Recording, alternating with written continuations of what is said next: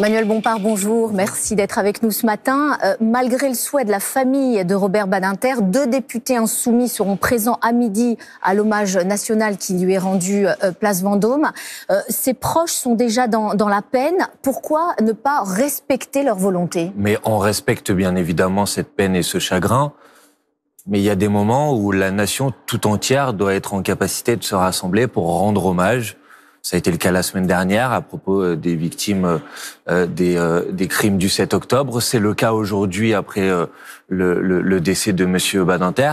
Et il est normal que dans un moment d'hommage national, c'est-à-dire un moment où la nation tout entière met à distance ses différents politiques, que toute la nation soit rassemblée. Et il ne peut pas y avoir d'hommage national qui exclut une partie de la représentation politique, une partie donc des Françaises et des Français. Et je crois qu'il faut le comprendre, c'est pas un hommage privé, c'est un hommage national et à partir de ce moment-là, il est normal que nous y participions. Mais il ne s'agit pas seulement d'un décret qui vous autorise à participer à cet hommage, parce que oui, ce fameux décret de 1989 vous y autorise. Il s'agit aussi de respecter la volonté de la famille, celle du défunt.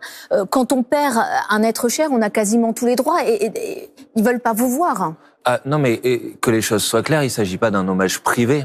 Il est évident que quand la famille d'une personne qui vient de décéder organise une cérémonie privée, il est normal qu'elle puisse choisir les personnes qu'elle invite et les personnes qu'elle n'invite pas, bien évidemment. Là, en l'occurrence, on parle d'un hommage national. Un hommage national, ça consiste justement à dire que c'est toute la nation rassemblée qui rend hommage à ce moment-là à une personnalité dont on considère qu'elle elle a porté, elle a eu un rôle, elle a eu une place qui est une place décisive et importante. C'est le cas de Monsieur Badinter.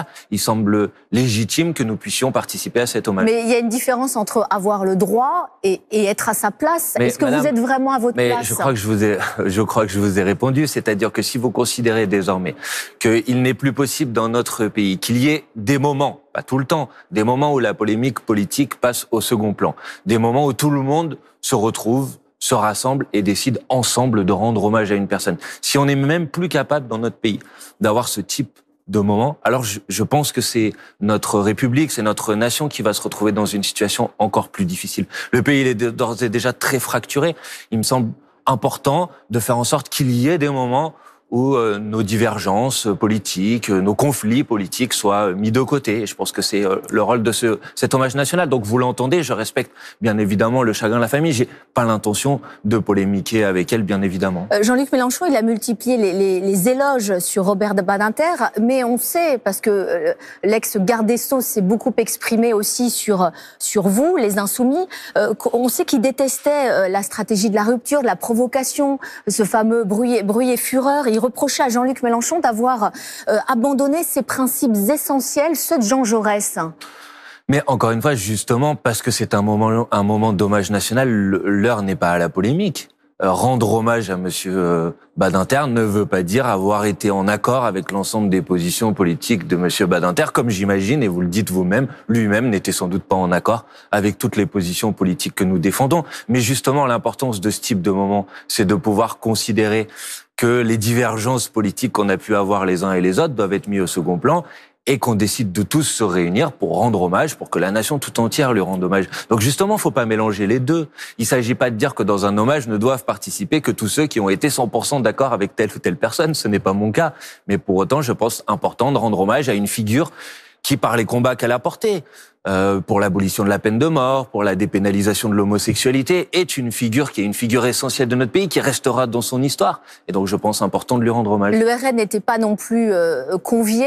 Marine Le Pen, elle a décidé de se plier, elle, au souhait de la famille. Elle n'ira pas à la cérémonie avant sans respecter la volonté des proches du défunt. Est-ce que les Français vont pas se dire, voilà, Marine Le Pen, elle a de la bienséance? Mais Madame Le Pen et le Rassemblement national, contrairement à nous, n'avait pas l'intention de rendre hommage à Monsieur Badinter. D'ailleurs, on l'a vu dans les réactions qu'elle a eues. Par exemple, hier à l'Assemblée nationale, il y a eu un hommage qui a été rendu par la présidente de l'Assemblée nationale. une partie des députés du Rassemblement national n'ont pas applaudi, ne se sont pas levés à ce moment-là. Si, ils se sont levés pendant la minute de madame, silence. Vous verrez, il y a une partie Non, des ils députés, se sont quasiment tous levés. Enfin, j'ai pas regardé au ralenti, mais enfin, ils étaient debout. Tout le monde était debout pour la minute de silence. Vous verrez, parce que là, excusez-moi, personnellement, j'étais à l'Assemblée nationale, je peux vous dire que ce n'est pas ce que j'ai observé. Mais en tout cas, vous voulez dire quoi? Ce que je vous indique, que le Rassemblement national, de manière générale, je pense, n'avait pas l'intention de rendre hommage à Monsieur Badinter, ce qui n'est pas notre cas. Puisque, encore une fois, malgré parfois les divergences politiques que nous avons eues, nous considérons que c'est une figure de l'humanisme, une figure de la défense des droits humains, une figure qui a fait avancer notre pays. L'abolition de la peine de mort, on lui doit en grande partie. Et c'est un combat qu'il a mené de longue date et qui est un combat très important dans l'histoire de notre pays. La dépénalisation de l'homosexualité, c'est quelque chose qui a fait avancer notre pays. Donc, en ce qui nous concerne, nous avions l'intention de lui rendre hommage. Et c'est pourquoi nous y participerons. Et en même temps, nous respectons aussi, bien évidemment, la peine et le chagrin de sa famille, bien évidemment. Et c'est d'ailleurs la raison pour laquelle, vous l'avez peut-être vu, notre représentation, elle sera assurée par des députés qui occupent à l'Assemblée nationale des fonctions institutionnelles. Caroline Fiat, qui est notre vice-présidente de l'Assemblée nationale, Éric Coquerel, qui est le président de la Commission des finances de l'Assemblée nationale. Donc il nous semble que leur rôle institutionnel permet de rester bien dans le cadre de cet hommage national. Encore une fois, c'est un hommage national, pas une cérémonie privée. C'est important que l'ensemble des formations politiques y soient représentées. Mais il n'y a pas du dogmatisme derrière tout ça. Vous étiez déjà allé à la cérémonie d'hommage pour les victimes françaises du Hamas, alors que là encore, certaines familles ne souhaitaient pas votre présence. Mais madame, j'ai observé que au lendemain de cette cérémonie, la semaine dernière, d'autres familles se sont exprimées et ont dit que ça leur paraissait normal que tout le monde soit représenté. Donc vous voyez, il faut faire attention quand on essaye de faire parler des gens ou quand on essaye d'instrumentaliser leur prise de position. Encore une fois, moi, c'est une conception de la République que je défends en disant que il y a des moments où il faut faire en sorte que nos divergences politiques passent au second plan. C'est dans cet état d'esprit que nous sommes là. Nous sommes pas là pour faire l'événement. Nous sommes là avec la même dignité que celle avec laquelle nous avons participé à l'hommage du 7 octobre la semaine dernière. Depuis quelque temps, vous êtes constamment renvoyé dos à dos avec le Rassemblement national. Est-ce que vous n'avez pas le sentiment d'être marginalisé et même aujourd'hui plus marginalisé encore qu'eux qui sont en train finalement de se normaliser sur la scène politique? Madame, il y a sans doute une partie de la classe politique, macroniste en particulier, qui effectivement essaye de renvoyer cette image et qui contribue d'une certaine manière à la dédiabolisation du Rassemblement national. Est-ce que Gabriel Attal, il participe à cette volonté de dédiaboliser le RN à votre dépens? Sans doute. En tout cas, les macronistes le font depuis maintenant plusieurs années. Je vais juste vous dire une chose.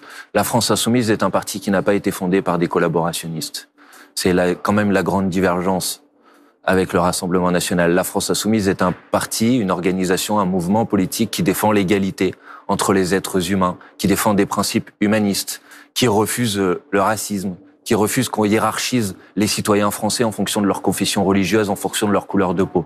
Et ça, je pense que personne ne pourra nous faire le reproche inverse. Et donc, bien évidemment, ceux qui essayent de nous mettre sur le même plan font d'abord une erreur historique majeure et nous envoient ou nous attribuent des positions que nous n'avons jamais défendues. Nous sommes les opposants résolus de l'extrême droite. Nous combattons son projet de fracture et de division de la société. Et nous n'avons bien évidemment rien à voir avec eux. Et pourtant, sa stratégie à l'extrême droite, ou en tout cas au Rassemblement national, elle semble payante, puisque Marine Le Pen est donnée grande gagnante d'un second tour dans un récent sondage. Peut-être que c'est pas votre cas. Peut-être qu'il faut donc poser la question à ceux qui gouvernent ce pays depuis 30 ans, qui fait qu'aujourd'hui on se retrouve dans cette situation. Pour le reste, vous savez, les sondages, à 6 mois de la dernière élection présidentielle, disaient que Jean-Luc Mélenchon allait faire 8% des voix. Jean-Luc Mélenchon a fait 22% des voix. Donc je prends acte des sondages, je dis aux gens qui nous écoutent, en particulier pour les prochaines élections européennes, si vous restez à la maison, si vous n'allez pas voter, si vous considérez que ça ne vous regarde pas, effectivement, c'est ce qu'on va avoir comme tableau, c'est-à-dire